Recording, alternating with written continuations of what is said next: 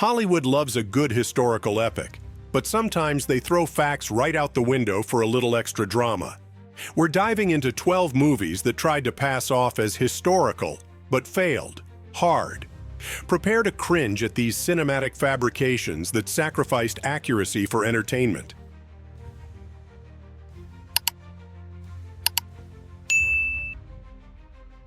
Zack Snyder's 300 might have given us epic battle scenes and plenty of gym inspiration, but it takes some serious liberties with history. King Leonidas and his 300 Spartans didn't fight alone. They had the support of 7,000 other Greeks. The Persian army? Far from the millions the movie suggests, it was actually around 100,000 to 150,000. The portrayal of Xerxes as an 8-foot-tall, overly adorned god king was pure fantasy, and the Spartans definitely didn't go into battle in just capes and speedos. They wore full body armor. Spartans! Tonight we dine in hell! Be afraid! Sparta will burn to the ground! This is blasphemy! This is madness! Madness. This is Sparta! With Gladiator 2 set to premiere this November, it's a good time to remember that while Ridley Scott's Gladiator was a cinematic masterpiece, its historical accuracy was lacking. Maximus Decimus Meridius, played by Russell Crowe, is entirely fictional. Commodus, portrayed as a weak and power-hungry villain, was actually quite athletic and ruled for 12 years. His death wasn't in the gladiator arena either. He was assassinated in his bath. The movie's portrayal of the Praetorian Guard as corrupt and disloyal is another stretch. Tell me your name. My name is Maximus Decimus Meridius.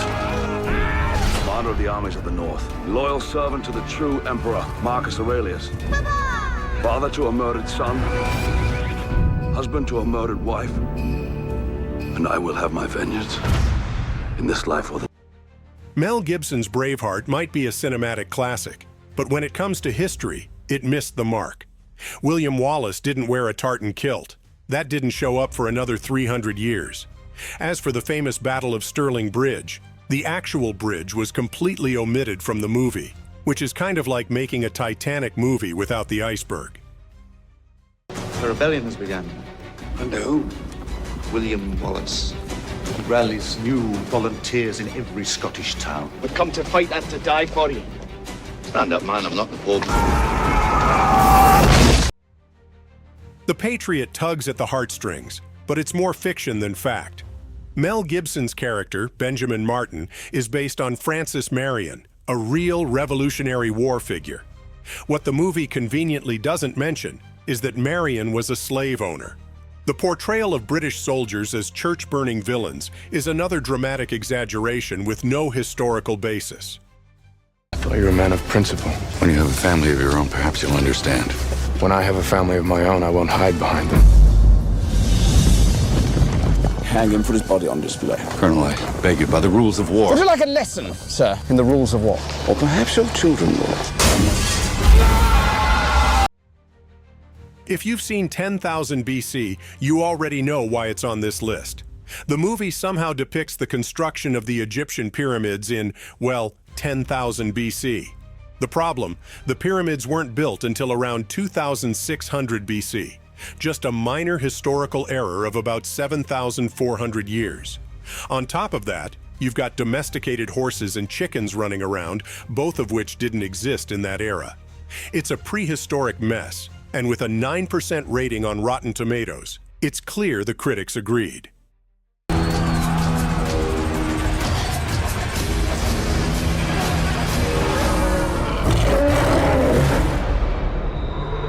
We always believed we were alone in this world. This one will lead our people to a new land. Oliver Stone's Alexander aimed to capture the life of Alexander the Great, but ended up as grandiose in its inaccuracies as the conquests themselves. Angelina Jolie's portrayal of Olympias as a snake-worshipping witch? No historical basis. The film also makes Alexander's bisexuality a key point, though historical records don't fully back this up. It's all speculation. The Battle of Gaugamela is shown in harsh daylight, But in reality, it was fought in the early morning to avoid the brutal heat.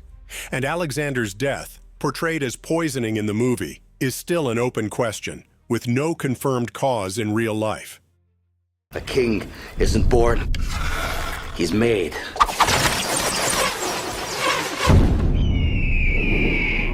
What would you do if you ever reached the end of the world? Never will there be an Alexander like you. Alexander the Great. King Arthur tries to ground the legend in history, setting Arthur in the late Roman Empire as a Roman officer. The issue? The Arthurian legend comes from the Middle Ages, hundreds of years later. The Saxon invaders also show up earlier than they should. And then there's Guinevere, who is portrayed as a warrior princess. A cool idea, but one that doesn't have any backing in the historical or even legendary texts of the period. My father told me great tales of you. Fairy tales. People so brave, so selfless that they cannot be real. Arthur and his knights. Disney's Pocahontas might be a colorful romp, but it's about as historically accurate as a fairy tale. In the movie, Pocahontas is depicted as a grown woman when she meets John Smith, but in reality, she was only 10 or 11 years old. Their romantic relationship, pure fiction. Pocahontas didn't marry Smith, she married John Rolfe. And Governor Ratcliffe, the film's main villain, wasn't leading the Jamestown expedition. He arrived later and was more of an incompetent leader than an outright villain. Hello, John Smith. The tree is talking to me. Then you should talk back. He's handsome, too. Oh, I like her. Boleyn has asked to seek your hand in marriage. I think my dream is pointing me down another path. What are you doing here? I had to see you again. You'll be turning your back on your own people. I can't leave you. The Last Samurai gives us a visually stunning dive into samurai culture, but it doesn't hold up historically. Tom Cruise's character, Nathan Algren, is pure fiction, and the Satsuma Rebellion, which the movie's climax is based on, involved way more than just a small band of warriors. Contrary to what the movie shows, the samurai weren't anti-technology either. By the late 19th century, they had already begun adopting Western weaponry and tactics. And Emperor Meiji, far from the weak puppet depicted in the film, he was actually a strong, modernizing force in Japan's history.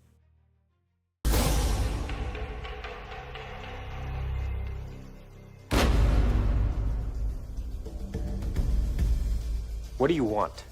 To know my enemy. I've seen what you do to your enemies.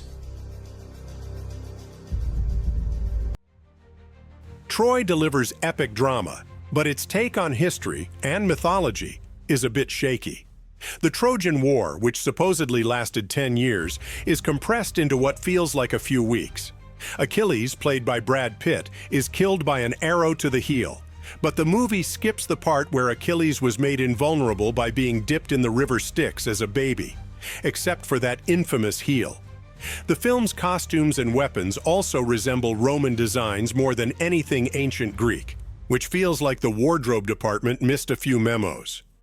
They will write stories about your victories for thousands of years. If you go to Troy, you'll never come home. We can't win this war. Apollo watches over us. And how many battalions does the sun god command? They're coming for me. This dramatic retelling of Queen Elizabeth I's reign takes some liberties with the truth.